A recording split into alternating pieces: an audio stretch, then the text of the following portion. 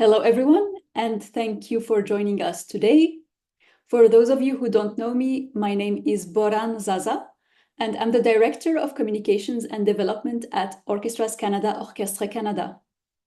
Before I begin, I'd like to point out that Orchestras Canada is a virtual organization.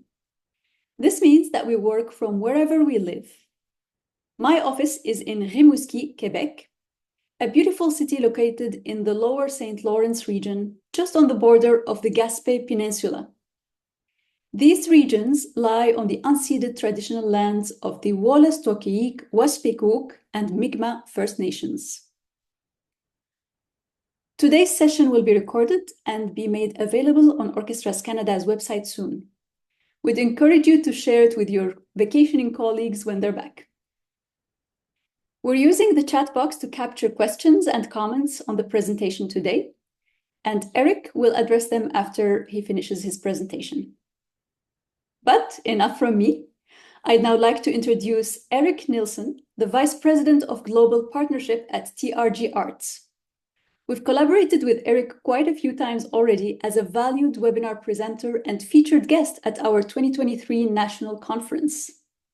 Today, Eric will be sharing the latest insights from the TRG Arts and Culture Benchmark, an ongoing international data set that reveals the current state of arts and culture organizations in Canada, the US, and around the world.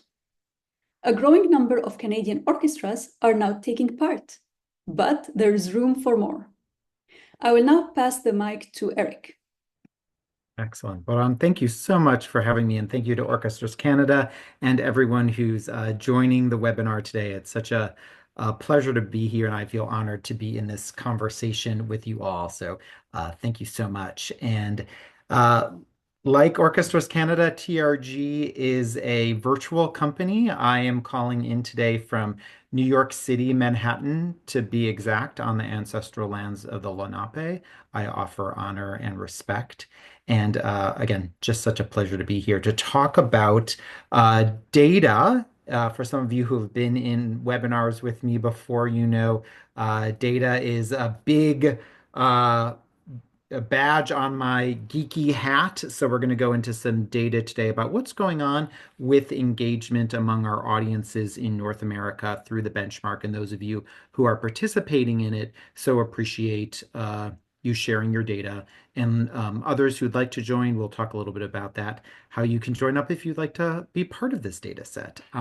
So as we think about where we go and what we're learning, one of the big headlines that TRG is hearing, I believe you're in the middle of these conversations as well, but as a performing arts sector, we're recognizing that our gap is continuing to grow. And what I mean by that is I'm actually inspired a bit by these wine glasses that a friend of mine has, where on the fillable part, there's a white line in the middle, and on the top of it, it says optimista, and on the bottom of it, it says pessimista. And I feel like we're at this optimistic, pessimistic point because of this gap. The cost of running our businesses is continuing to climb. Even things like the cost of paper continues to go up, or the cost of building sets or international visas, all kinds of things in our sector is skyrocketing. And on the optimista side, and we're going to look at the data today, revenue is growing. Things are bouncing back. We're actually seeing more engagement. And while that's a real positive for us, it's not happening fast enough to offset those skyrocketing costs of doing business. So how we reconcile this gap and how we close it is perhaps our current, and in the short and long-term future, what we need to be addressing as a sector. So we're going to talk through that and hopefully find some inspirations in the data today. So thinking about this idea of gap, just to get ourselves all engaged in the conversation, using the chat feature, please share where you're coming from, which organization you're at, and what revenue gap your department may be facing. It could be something like single ticket sales are down, or our per capita revenue is a challenge, or subscriptions. Oh man, and why are we having such a hard time getting people to come back there? So what is your gap that you're facing? And what is one root cause of that? What do you think is driving that gap for you and your team? So, like I said, please just put that in the chat. It just gets our general overall conversation going and helps us understand where we as a collective group are going. Because of all of this, as we think about growing audiences and meeting the needs of our futures as well as of our communities, we need more understanding to build more proactive and effective engagements. And using data, looking to data, I often call it the lanterns of knowledge. The data will tell us and point us in directions of where to go. So we're going to look at some of that today. So this data is all coming out of the Arts and Culture Benchmark. This is a tool that we launched a handful of years ago, and there's about 250 organizations in North America who are sharing their ticketing and donation data with us on a daily basis. So we can glean and create some understanding, some insights about what's going on from an engagement perspective. And there's about 50 or so North American orchestras who are participating in the benchmark. So we're going to look at data from all of those different lenses across all of North America and specifically within the orchestra sector as well. If you're interested in joining the benchmark, you can go to our website and go to the benchmark tab, and there's a sign up sheet there. Like I said, it's free to join. I'll have a slide at the end about that as well. But if you are to join, this is one of the things you see when you first log in. This is your first splash screen. I won't go into all of the details. We've talked about that in some of our past webinars, but always happy to take someone on a tour. So if you ever want to have that offline, feel free to reach out to me and I can book a tour with me for you to learn more about it. You'll get my contact information at the end. But essentially, this gives a snapshot of where this particular organization has been for the last 30 days. Their data shows up in the yellow. The comparative data set, in this case, it's orchestras in North America, shows up in the blue. So you can see where this organization has been tracking over the last 30 days up here and what every other orchestra has averaged out to. So it gives that snapshot. It also looks at things like what's going on with advance sales, what's going on with subscription behavior, what's going on from a segmentation standpoint. We're going to look at all of those things today to get an understanding of what's going on in our sector and what might be driving those gaps or what might be shrinking those gaps. So what's going on writ large in the performing arts sector? So this looks at single ticket revenue from two comparison points. One, a pre-pandemic 12 months, so November of 2018 through October of 2019, compared to November of 2023 through October of 2024. So essentially 12 months pre-pandemic compared to the last 12 months we've been in. And you see here the revenue change that has happened between those two comparison points for North American performing arts organizations, symphonies, dance companies, operas, performing arts centers, and theaters. So if we pull out our wine glasses again, there is an optimista story going on here. We're actually seeing single tickets across the board revenue-wise increased from pre-pandemic amounts. So exciting to see where that's coming from. If we drill down from a regional perspective, so we see the four main regions of the US and Canada, we see there's some slight variations within that. So the Northeast of the US seeing the greatest bounce back, followed by the South, and then Canada and the West, sort of right in there in third place, and the Midwest and the US in ninth. So depends on a wide range of things why that might be happening, where there's more cultural history there in terms of engagement in the arts. The Northeast has historically been a really strong place in the US for where arts organizations are located. So there's just a greater volume there, but interesting to see where this is bouncing back from a regional viewpoint perspective.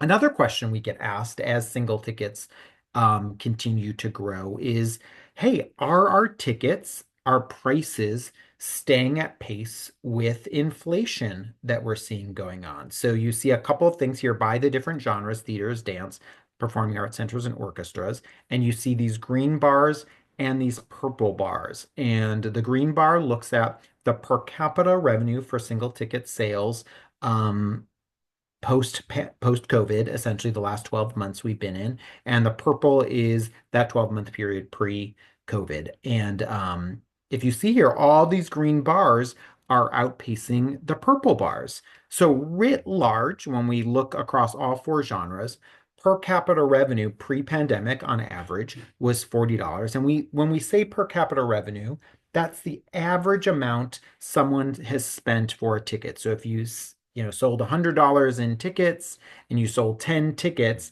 you divide the 100 by 10 and that gives you $10, which is your per capita revenue. It's not the printed prices, but actually the the average amount that was spent. So that $40 is worth $49.39 in 2024 dollars when we look at North American revenue calculators.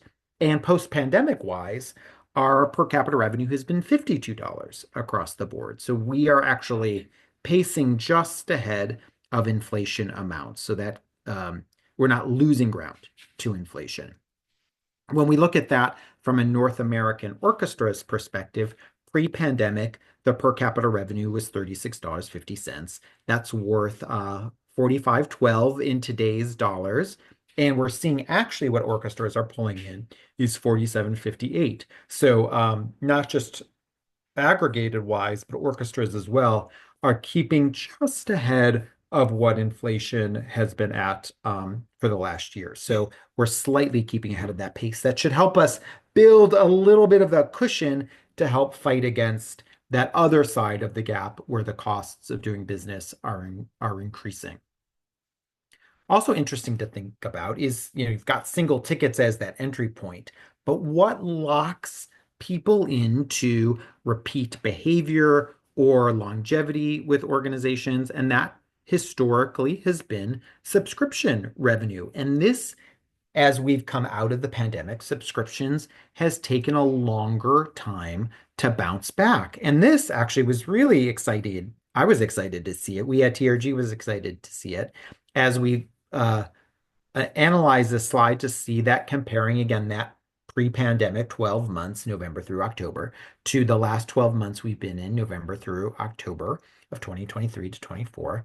All of our performing arts categories have seen increases in subscription revenue. So, and pretty significantly so. So it feels like folks are maybe getting back, and effectively so, into those routines of coming back with regularity. And also to see this grow back from pre-pandemic levels perhaps says this product line that we often have been talking about, when will it die, or is it still relevant for our sector today? When we look at this here, we see a lot more people engaging with subscription behavior. So perhaps another pour into that optimista side of our glass of other ways that we might want to think about investing. I was hearing about how some of you all met last week together in Ottawa. We're talking about membership models as additional or different ways to engage folks through commitment style packages. We're going to look at some examples about that in just a moment. So when we drill down into regions here, really exciting to see the strength of bouncing back that subscriptions are experiencing in Canadian organizations who are participating in the benchmark, a 66% increase in subscription revenue post-pandemic in the last 12 months we've been in versus that 12 months pre-pandemic. So again, some exciting, optimistic things that are coming out of people's willingness to commit. So let's dig a little deeper into the data, specifically as a comparison for orchestras than we've done so far. So taking a step back to single ticket behavior for a second. So this looks at North American performing arts organizations, again, those same comparison points. So drilling down into a slightly different lens here, but revenue up 22% last 12 months versus pre-pandemic, but units are down 5%. So where that growth is happening is on the dollar side. We're still struggling to get back to where we were on the unit side, or number of tickets sold. So what does that look like from a dollars and cents perspective? So that revenue is up in North America Performing Arts Organizations, 897 million compared to the 735 pre-pandemic. And units were up as high as 18 million pre-pandemic and have bounced back to 17.1 million. So we're getting close, we're just not there yet. When we look at that from a North American Orchestra's perspective, same time periods and same lenses of revenue in units, we see that revenue is up 28%, 248 million versus 193. Units getting closer. We were at 5.29 pre-pandemic. The last 12 months, 5.22. So we're making progress, and it'll be nice to see that 1% arrow negative turnaround, hopefully in the next quarter when we look at this data. But it's we are making strides towards that. And what does that look like on a month-to-month basis? So not just looking at it from that writ large perspective, but are there some information or those lanterns of opportunity, Eric, that we can glean when we look at it from a month-to-month viewpoint? So same data set as well, that pre-pandemic 12 months versus the last 12 months we've been in, and an orientation to this slide. The number of tickets that were sold pre-pandemic by month is in the purple bar. The last 12 months we've been in is the green bar, number of tickets. The revenue pre-pandemic is the yellow line, and the blue line is revenue post-pandemic. So what you're looking for is where is green outpacing purple and where is blue outpacing yellow. And some interesting things here. The blue, really since February of this year, has consistently revenue-wise been outpacing. So that's exciting and probably one of the reasons why we're ahead so much. The number of units where green bar is outpacing purple isn't as consistent. We actually outpaced it sector-wide in May. October was about even. So there's still, how we get more folks into consistent attendance in terms of units, something to think about. We also saw last year at the end of the year, December, outpaced pre, so that something to think about. What's the kind of programming we might match back to these months that did well? When we look at that for orchestras, same data set, same structure. Where is green outpacing purple and where is blue outpacing yellowy orange? Blue, again, since February has been ahead of the curve, so exciting there. But also looking at where green has reached up. So March, April, May in the symphony world all did well, much stronger than what we saw in across the board performing arts organizations writ large. So we had a strong spring in our sector single ticket wise, and we've ended or we've started our new seasons with some strength. So we're filling our pipelines a little bit stronger. So we've got some brightness in that lantern of opportunity. So people are coming back. Perhaps it's the wider range of programming that an orchestra does. That could be one of the reasons why versus, the 2, 4, or 5 shows that a theater does. You've got more opportunity to sell.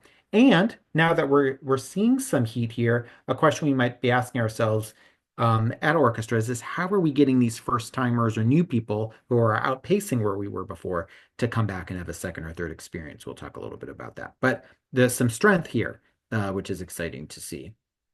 So one thing you can look ahead or sort of into your crystal ball to say, oh yeah, that's great, Eric. It's nice to see that we're cracking through in some months. How does the future look? Is the future bright enough for us to be wearing shades, as the song would say? So in the benchmark, you can look at the tab here that looks at advanced sales.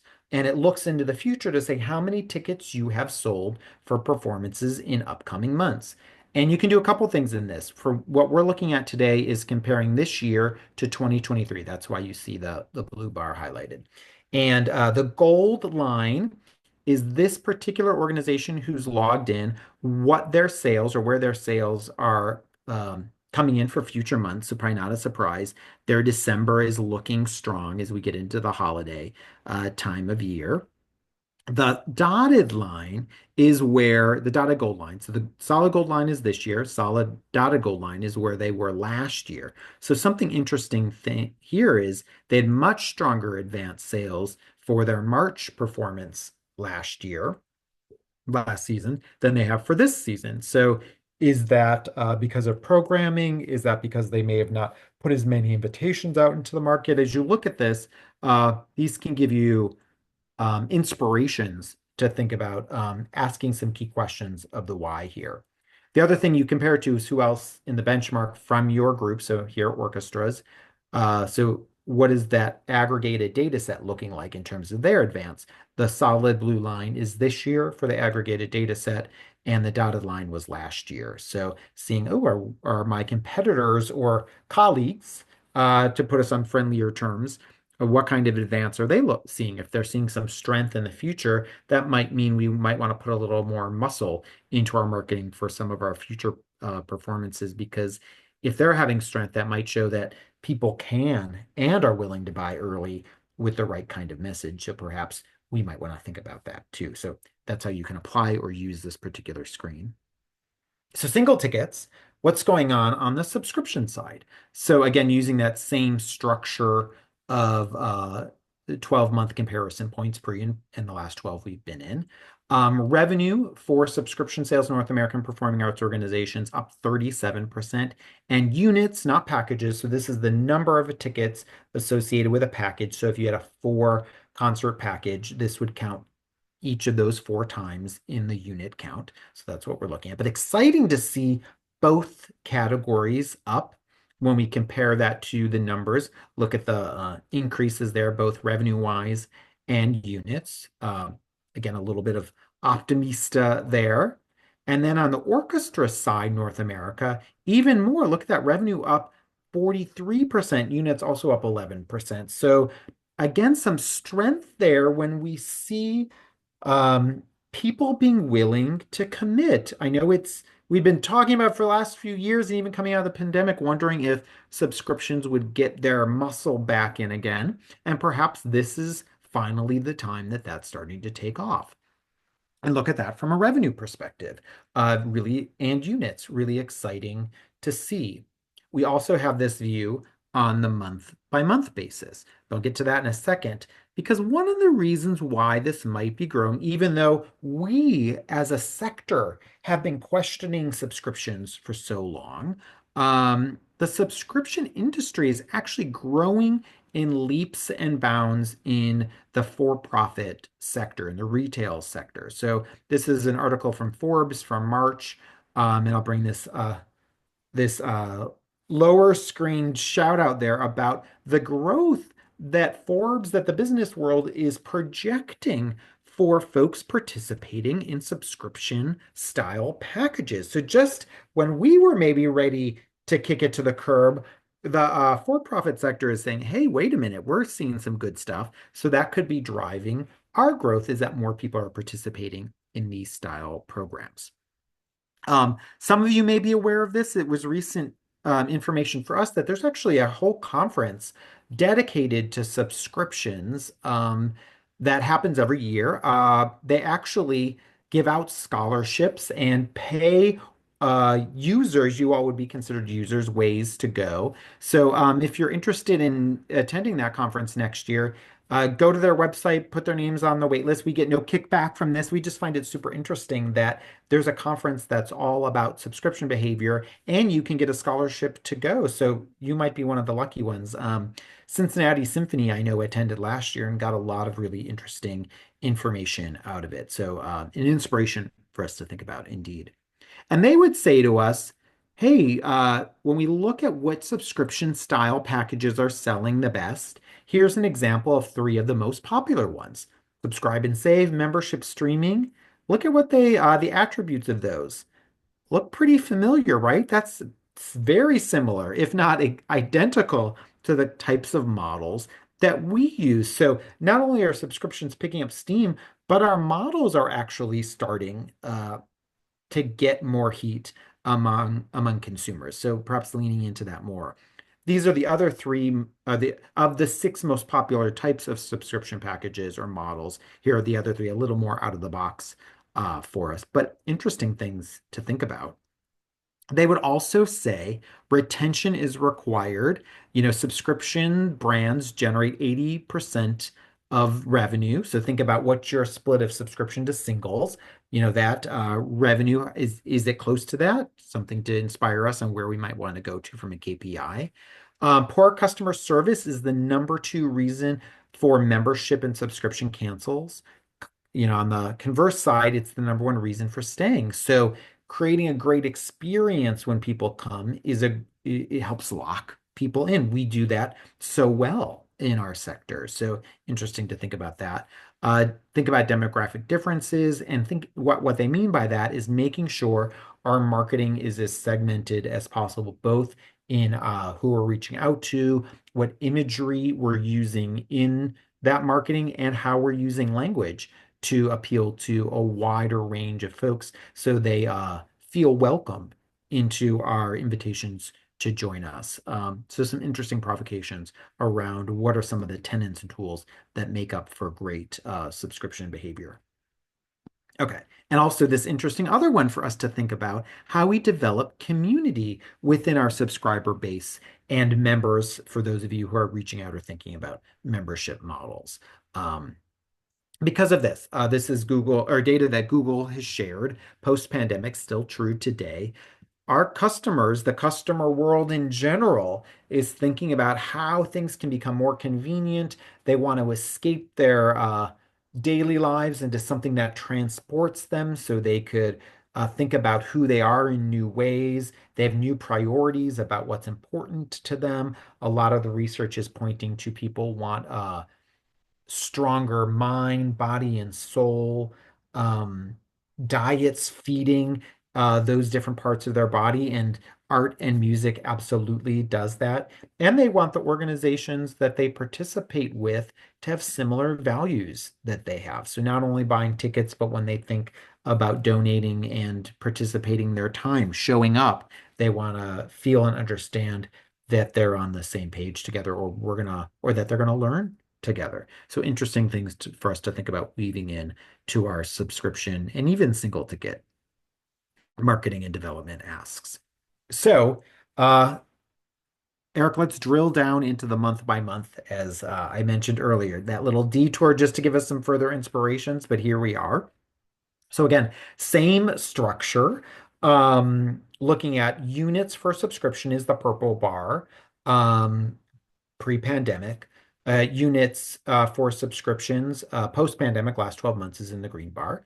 The revenue pre-pandemic is in the yellow, post-pandemic is in the blue. So we're looking at where green is outpacing purple and where blue is outpacing yellow.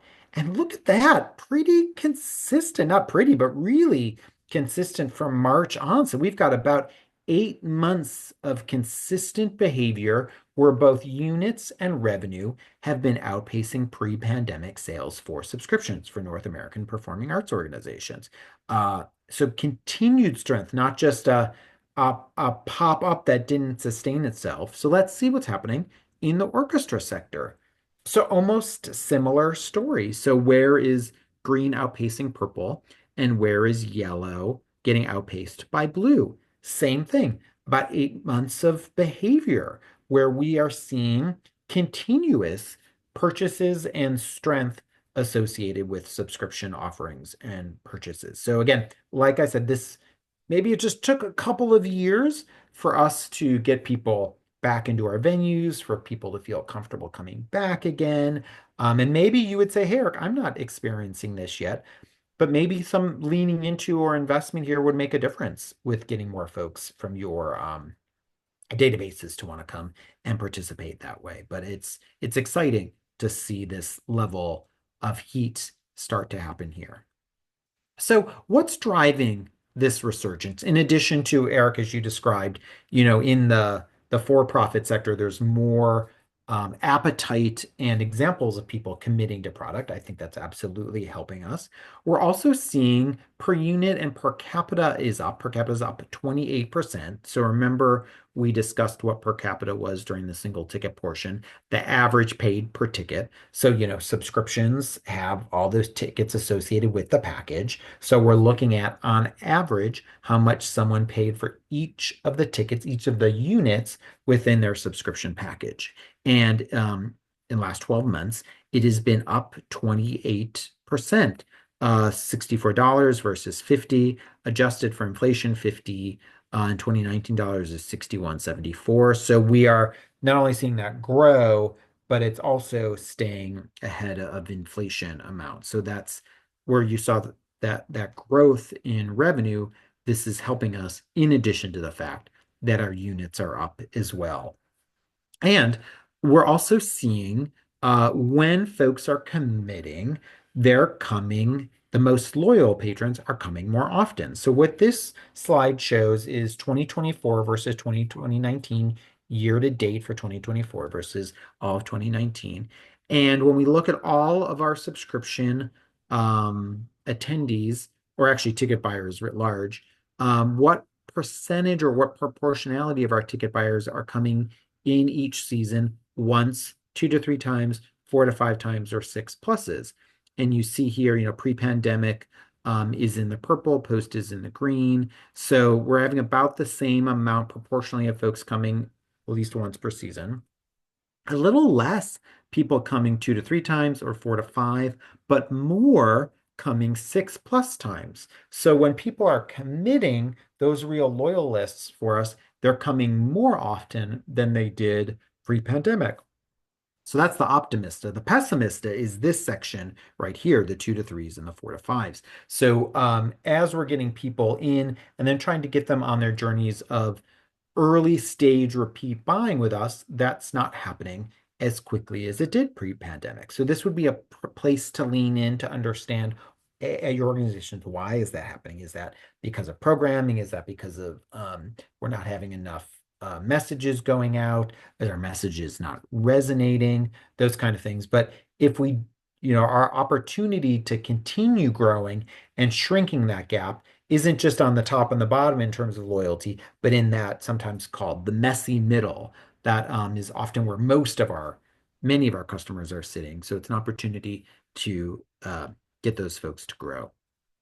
So one way you could look at this in the benchmark is this is the subscription tab. So click on that and it brings us to this screen and we're looking at a couple of things.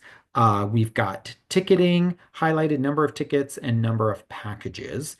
And we've got some pink and some blue to think about. So tickets are in the blue and packages are in the pink. And if we look at the dark blue, that's where we are so far this season in terms of number of tickets. The dark pink is how many packages we've sold. Dark or solid blue or darker blue is number of tickets in this season. 2024. Pink is number of packages in 2024, darker pink. And then we're comparing it back to 2019. So the lighter blue is where we were for number of tickets in 2019, and the lighter pink is where we were with packages in 2019. So this gives us a sense of, ooh, we're seeing dollars come in and engagement. Are we pacing ahead or not from a month by month perspective? And also looking a bit into the future. So you see here like, oh, this blue has had some strength. As we look into the future, like, oh, September, that's super interesting. Our lighter numbers for this particular organization were outpaced by pre-pandemic amounts. So why did that happen? And what might we need to do in order to invest there a little more or understand what may have drove that behavior? Maybe we scooped up so much earlier that we don't have as much of an opportunity or pipeline full of people to engage with. But it helps, again, shine some light and give some provocations on where you might want to dig in. So one other area we're going to look at is understanding typology, or you could think of this as segmentation, another tab there within the data set. And we categorize things in the data set by these groupings. Your active patrons all the way here on the blue, people who've been once before, all the way up to super actives, and I've got some definitions for that in a second. You've got your new folks, brand new customers, people are coming for the first time. You've got your folks who are ready to be re-engaged. They've done something with you, lapsed or stale. And then prospects are people who aren't in the data set yet, but are out in your market who are just waiting to be invited and engaged to come into your homes, as it were. And the ways to define these folks, I'm going to bring these all up, is as we go from lapsed all the way to super actives, you see here lapsed and stale. when they last engaged with the organization. Then we get to new customer first timers. Once before has been at least once in the last 18 months, twice in their history with us, with at least once in the 18 months, active 3 to 9 times in their history with us, with at least once in the last 18 months. And you've got your 10 plus folks, your super actives, again, with at least once in that last 18 months. This helps us get a sense of across product lines, not just singles, not just memberships, not just subscriptions, not just donations, but where collectively we can see where engagement is happening. And why it's important to categorize these folks this way, I'll bring these all up as well, is people who are at their different levels of engagement have very different spends with us over the most recent 18-month period. So as you see here, as we go from new customer to super actives, the more they participate or get into these deeper categories, the more of their 18-month annual spend with us grows. So look at a new customer here brings in annually $194 in that 18-month period. That super active person brings in $5,300, big difference. So the more people we can be moving up the ladder, not only do they become more engaged, but their value becomes greater with the organization. Even lapsed and stale folks, getting those people to come back in, they don't go back to zero when they come back. They tend to re-engage at levels that were close to where they were at before. So interesting to think about where the strength of this is within your data sets. Because it all comes down to RFMG, which we call recency, frequency, monetary investment, and connection growth over time. We want to see all of these categories within each customer increase over time, because that means they're moving up the loyalty ladder. And why it's important is getting there up. You just on the dollars and cents, but super actives are 27 times more valuable in terms of revenue they bring to the organization than new customers.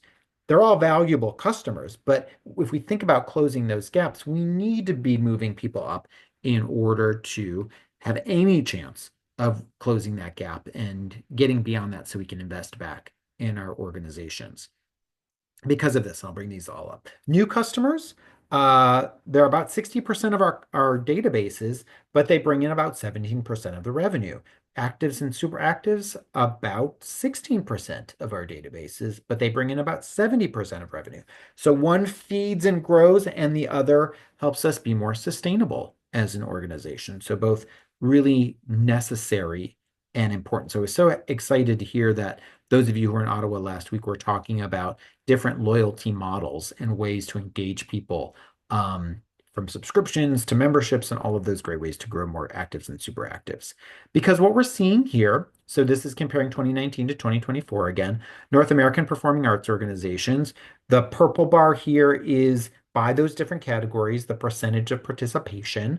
In 2019 in purple, 2024 is in the green. And we see where green is outpacing the purple is new customers. We're seeing more new folks than before.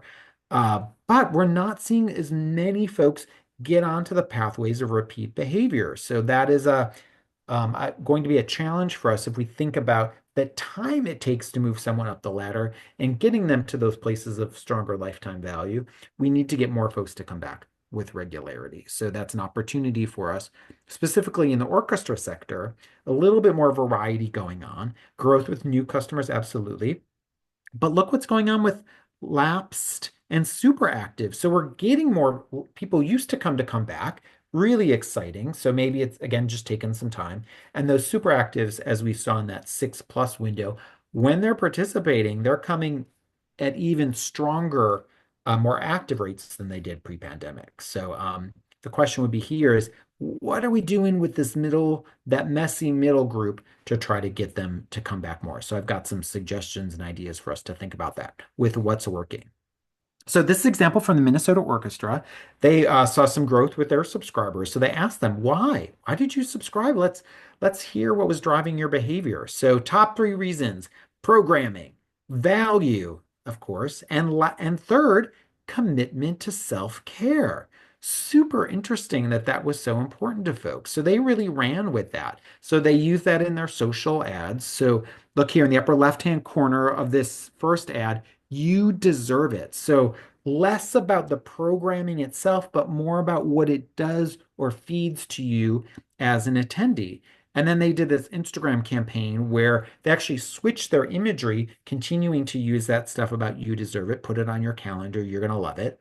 But they used imagery related to Gen Xers. They were using younger people in their ads, not a bad strategy to use, but they were leaving out from their imagery pictures of people who are their most likely buyers. They shifted that and looked what happened. 35% order increase after they started using that, and then a 23% revenue increase with renewal orders up 16%, and they double their acquisition. So be very mindful about, like we said, people want to see themselves in your ads. Are you relating to your most likely audiences and your audiences that you want to be growing with? So think about that.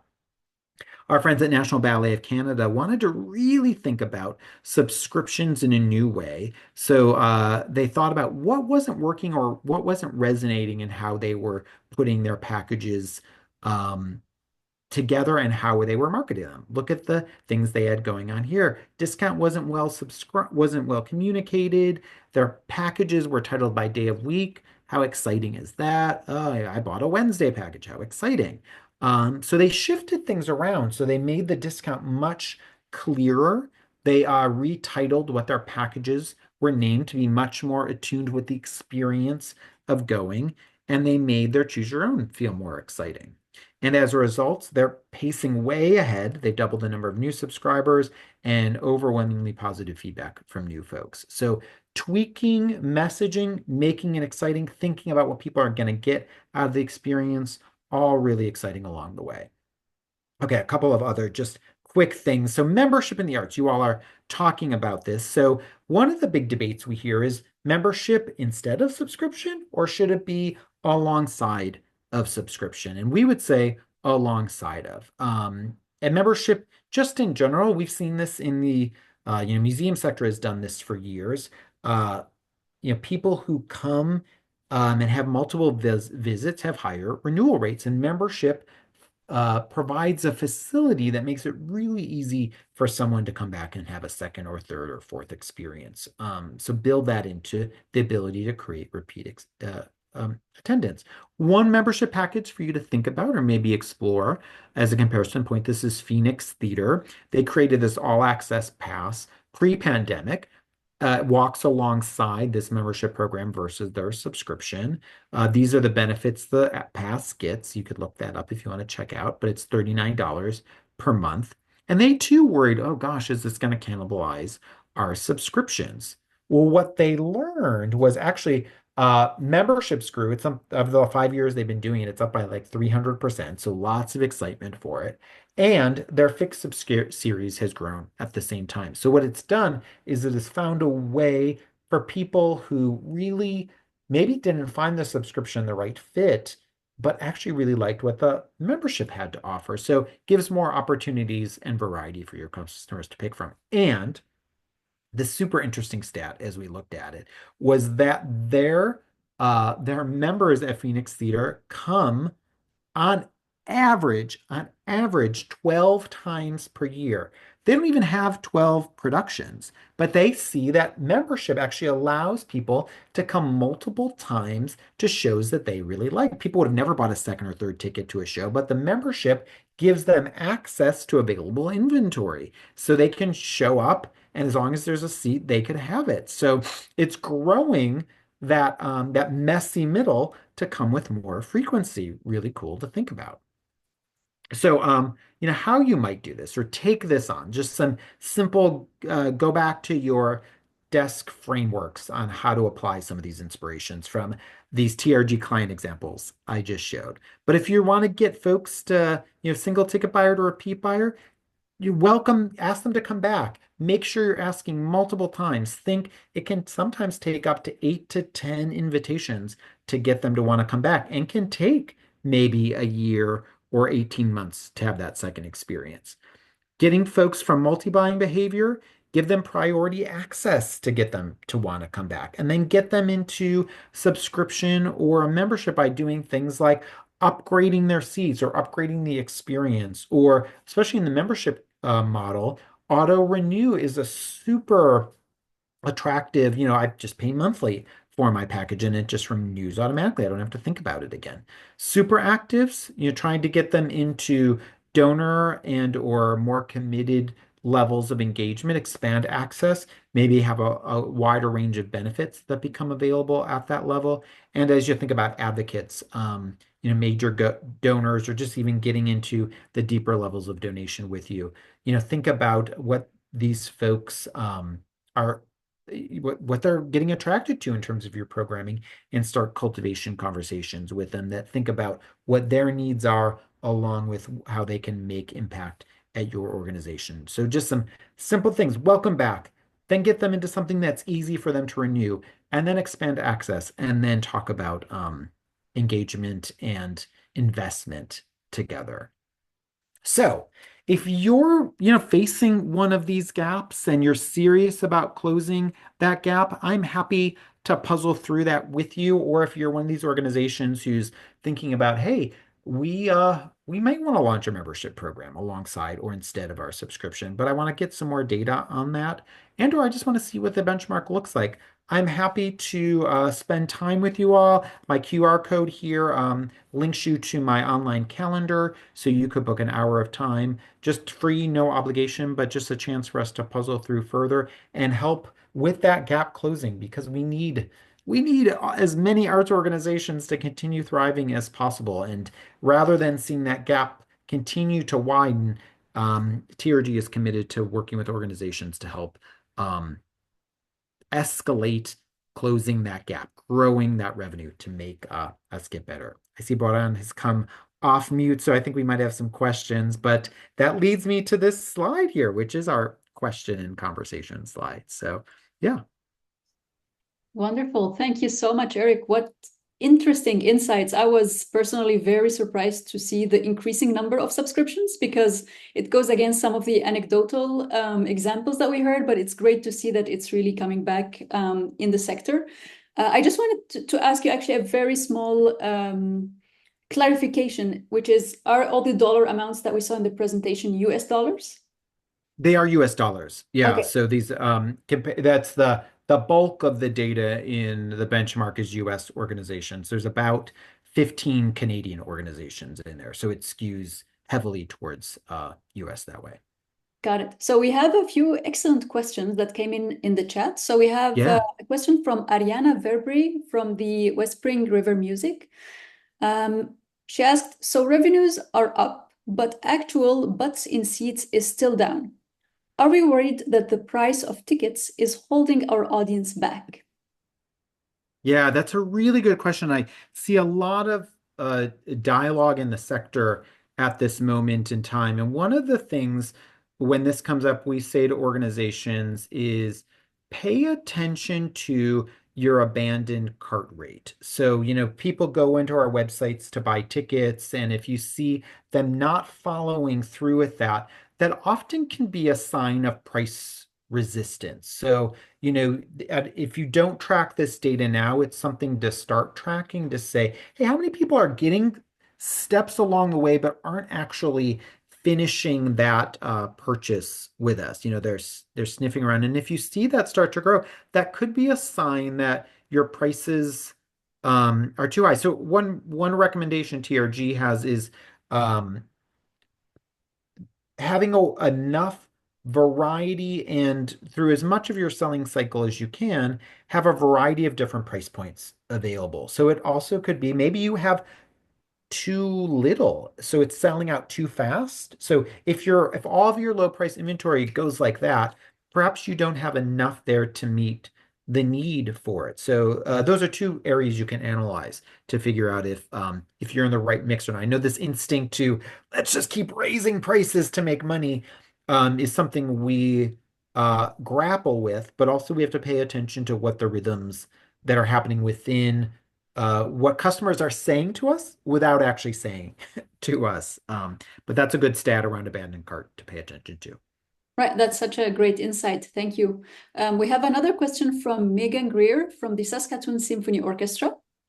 She's asking, do we need to rethink subscriptions? Do most users now associate subscriptions with the calendar-based kind? Our in-person subscriptions are essentially advanced purchases of ticket bundles, while our streaming subscription package is calendar-based. Yeah, it's a really, what I love so much about this question is that it puts the customer at the center as opposed to us at the center. So, what do our customers need and want at this moment in time? That's why, I mean, I think the test and learn is always a really interesting thing to figure out what most resonates with your patron base. But for example, we were working with a symphony recently who asked a very similar question, and they had sort of had a tone about it, and they said, you know, like, really, really, do people want fixed seats? Like having to commit early on and having, is that really the driver? And we did a survey to their audience, both subscribers and prospects.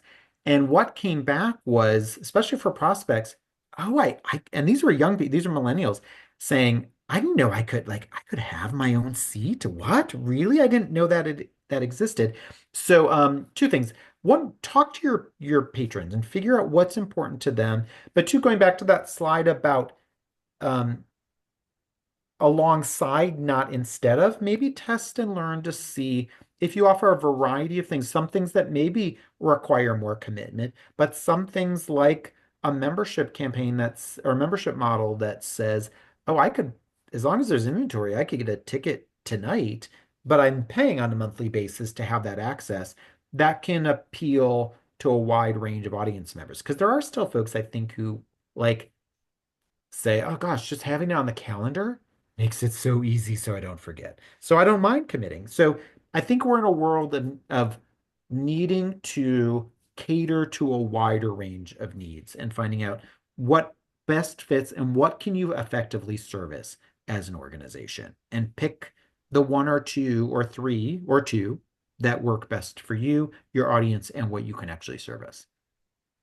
Yeah, well, that's more wonderful advice. Thank you, Eric. And we have another question from Ariana Verbe again from Whispering River Music, and it's building on the question from Megan. So, how shareable is the average subscription?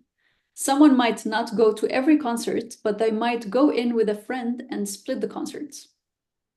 Yeah, that's a super interesting idea. As long as they commit and keep coming back, I love that concept of it. So, um, why not? It's one of the, yeah, I don't know how we are. I've heard of, and I know some organizations are trying this, the ability to, so it's a slightly different pathway. But if I come and buy a subscription but can't go to everything, can I resell that ticket back or can I donate that ticket back? Ultimately, we see in renewal rates, people renew when they get value out of something. So I love that shareable idea. That probably drives up the value rate. And or if someone subscribes to a larger package, but they're only able to use half of them, that probably is a sign that their renewal isn't going to be so strong on there. So paying attention to what they need out of it, maybe, you know, a shoe that's too big never feels right on your foot, right? So you always wish like, why did I buy? It was on sale and I bought that shoe that was a half a size too big and I've always regretted it. So paying attention to how people are using it and talking with them around this is where box offices are they're so amazing for so many reasons, but the ability to have a team who can make calls, like it's still important to voice reach out to our ticket buyers and say, hey, is this working for you? I think is an important piece of the puzzle to understand if that value is coming through or not. I love the shareable idea though. Yeah, yeah, absolutely. I am in total agreement. Um, do you have another slide that you wanted to put up, Eric? I think I Oh remember. yeah, so this is the benchmark slide. So yes, thank you so much. This is so if you haven't joined and are interested in joining, please do. I know one of the challenges we've heard back from folks is my CRM isn't compatible with the system because it does an automatic data exchange. And we talked about it in the last webinar we did in July is that We are we're trying to, by the end of March of next year, add 6 more CRM compatible systems to the benchmark. So if it doesn't work yet for you now, know that the hope, we have the funding for it through a partnership with the League of American Orchestras. So thank you, League, to add more. So we might be very close. We actually did a survey to the symphony sector and asked them which CRMs they'd like, and that's actually what has driven the ones we're focusing on. So it might be coming soon. So keep your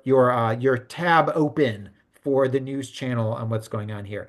And or just share the news with other arts organizations in Canada or in North America about joining. There's the link there to participate. And like I said, yeah, help spread the word there.